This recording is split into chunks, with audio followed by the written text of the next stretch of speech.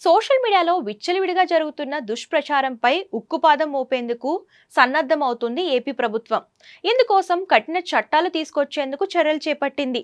ఆ మేరకు ఇప్పటికే కేబినెట్ సబ్ కమిటీ ఏర్పాటు చేసిన ఆంధ్రప్రదేశ్ ప్రభుత్వం మంత్రి మండలి సమావేశంలో కూడా ఈ అంశంపై ప్రధానంగా చర్చించింది. ఫేక్ పోస్టులు, అసత్య ప్రచారాలు చేస్తే కఠిన చర్యలు తప్పవని ఇప్పటికే స్పష్టమైన హెచ్చరికలు జారీ చేశారు ముఖ్యమంత్రి చంద్రబాబు నాయుడు. తప్పుడు ప్రచారంపై ప్రత్యర్థి పార్టీకి హెచ్చరికలు జారీ చేసిన ముఖ్యమంత్రి ఈ అంశంపై కేబినెట్ భేటీలో కూడా చర్చించారు. సోషల్ మీడియా పోస్టులకు ఆధార్ అకౌంటబిలిటీ ఉండేలా చట్టం ఉండాలనే అంశంపై చర్చించారు. ప్రస్తుతం సోషల్ మీడియాలో ఎవరు పడితే వాళ్ళు విచ్చలవిడిగా పోస్టులు పెడుతున్నారు. వీటిలో ఏది నిజమో ఏది అబద్ధమో అర్థం కాని పరిస్థితి ఉంది.